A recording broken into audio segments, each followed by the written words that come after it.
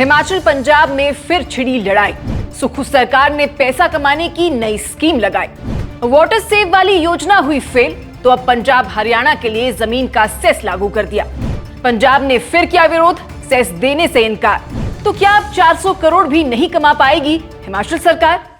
पिछले 3 सालों से हिमाचल प्रदेश और पंजाब के बीच राजनीतिक, कानूनी और संघीय संघर्ष लगातार गहराता जा रहा है, जिसकी सिर्फ एक वजह है और वो है पैसा।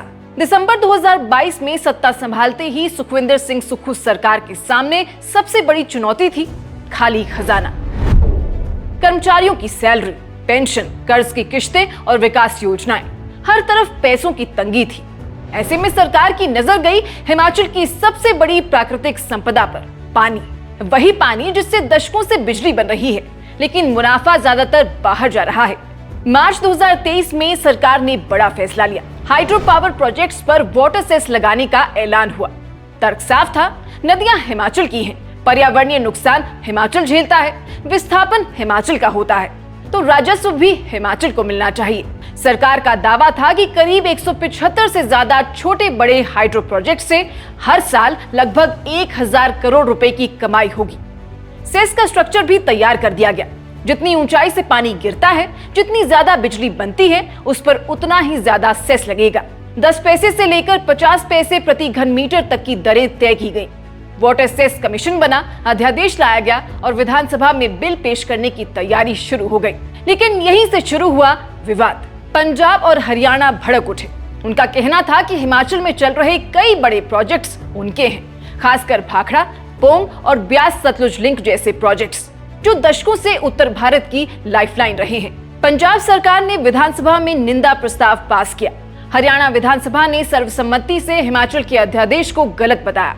बात सिर्फ पैसे की नहीं रही, इसे संघीय ढांचे पर हमला बताया गया। हिमाचल सरकार ने पलटवार किया। मुख्यमंत्री सुखविंदर सिंह सुक्खू ने कहा, ये सेस किसी राज्य के खिलाफ नहीं है, इसका असर पंजाब या हरियाणा पर नहीं पड़ेगा। उन्होंने इसे कम्युनिकेशन गैप बताया और कहा कि हिमाचल में चल रहे ज्यादातर हाइड्रो प्रोजेक्ट प्राइवेट हैं, जिनमें पंजाब या हरियाणा की सीधी हिस्सेदारी नहीं है। मगर बात अदालत तक पहुंच गई। केंद्र सरकार ने वाटर सेस को गैर कानूनी बताया। कंपनियां हिमाचल हाईकोर्ट पहुंची। लंबी सुनवाई चली और फिर आखिर में मार्च 2024 में हिमाचल हाईकोर्ट ने सरकार को बड़ा झटका दे दिया। वाटर सेस की अधिसूचना रद्द कर दी गई। अदालत का साफ कहना था कि राज्य सरकार इस तरह का टैक्स नहीं लगा सकती। सरकार को दोहरा नुकसान हुआ। एक तरफ 1000 करोड़ की सालाना कमाई का सपना टूट गया, दूसरी तरफ जो 34 करोड़ 75 लाख रुपए सेस के रूप में वसूले गए थे, वो भी लौटाने की नौबत आ गई। ऊपर से केस लड़ने में लाखों रुपए की वकील फीस अलग। लेकिन सुक्खू सरकार यही नहीं रुकी। सरकार ने साफ संकेत दिए कि पानी से जुड़े राजस्व का रास्ता बंद नहीं होगा। विधानसभा के सत्रों में मुख्यमंत्री ने कहा कि पिछले कानून की कमियों को दूर किया जाएगा, नया, मजबूत और यूनिफॉर्म कानून लाया जाएगा। जल शक्ति विभाग और विधि सचिवालय को काम पर लगाया गया।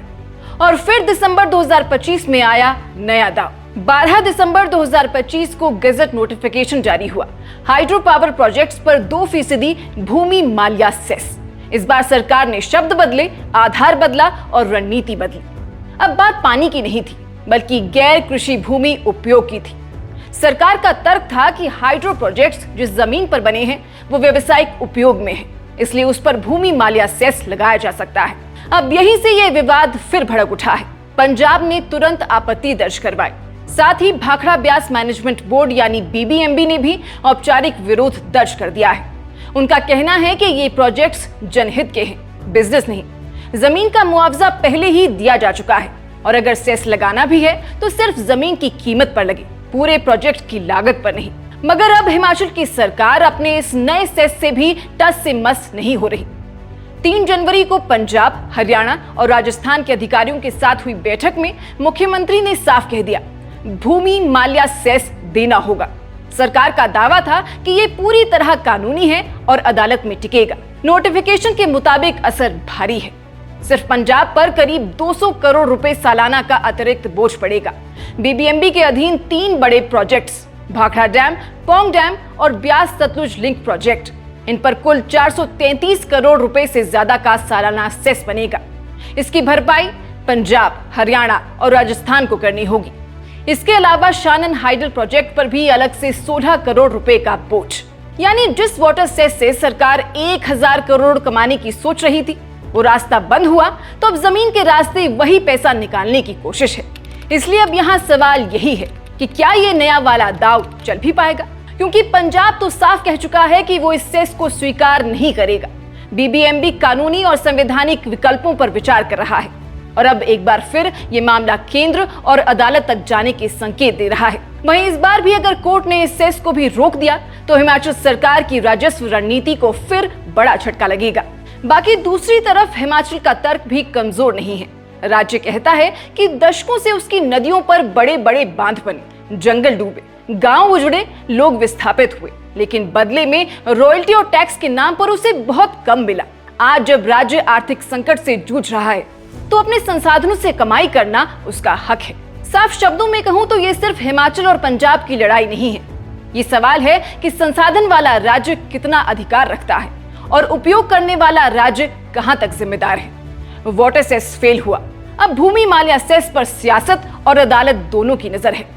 इसलिए अब मैं आपसे कुछ सवाल पूछती हूँ कि आपको क्या लगता है कि क्या हिमाचल सरकार इस नए सेस से वाकई में 400 करोड़ से ज्यादा कमा पाएगी, या ये मामला भी सालों तक कोर्ट में उलझा रहेगा? और क्या पानी के बाद अब जमीन से पैसा कमाने की ये रणनीति भी वही हश्र देखेगी? इन सवालों का जवाब आप हमें कमेंट बॉक्स में जरूर दीजिएगा। अभी फिलहाल के लिए बस इतना ही। नमस्कार।